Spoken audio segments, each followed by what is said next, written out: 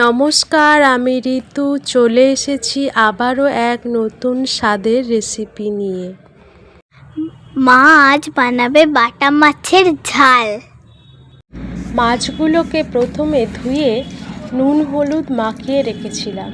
তারপর কড়াইটা ভালো করে গরম করে তার মধ্যে তেল দিয়ে মাছগুলোকে প্রথমে ভেজে নেব।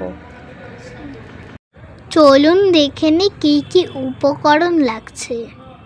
পেঁয়াজ, লঙ্কা, টমেটো ও আদা, এছাড়াও একটা মশলা বানিয়ে নেব। এটা একটা বাটা মশলা বানাবো। এই বাটা মশলা বানানোর জন্য 1 চামচ পরিমাণের জিরে, 1 চামচ পরিমাণের ধনে ও 1 চামচ পরিমাণের সর্ষে নিয়েছি। নিয়ে এগুলোকে পেস্ট করে নেব। আমি এখানে ছোট্ট চামচ ব্যবহার করেছি। এতক্ষণে মার মশলা বানানো তৈরি।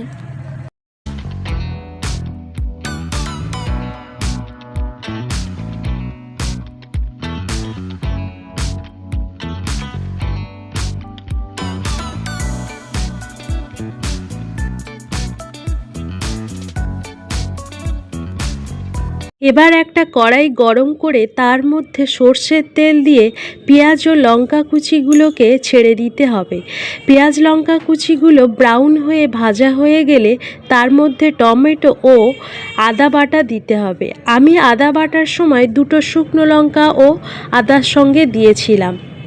গ্যাসের ফ্লেমটাকে লো টু মিডিয়াম আঁচে রেখে মশলাটাকে ভালোভাবে কষাতে হবে। কষানোর সময় একটু লবণ ও হলুদ দিতে হবে।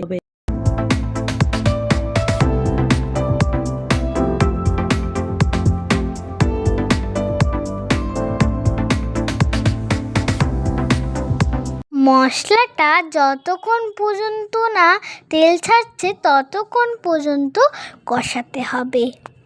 এবারে বাটা মশলাটা 1 বাটি জলে গুলে ছাঁকনিতে ছেঁকে এই মশলার উপরে ঢেলে দিতে হবে। জলটা যখনই ফুটে উঠবে তখনই মাছগুলো দিয়ে দিতে হবে।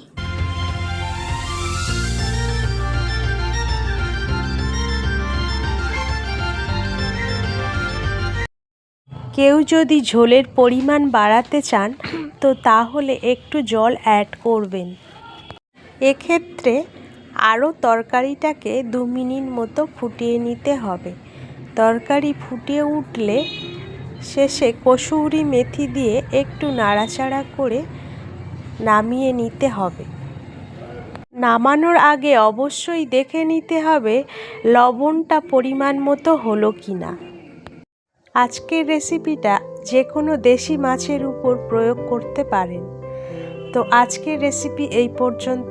আবারও দেখা হবে অন্য দিন অন্য একটা রেসিপি নিয়ে। ততক্ষণ পর্যন্ত সকলে ভালো থাকুন, সুস্থ থাকুন ও আমার পাশে থাকুন।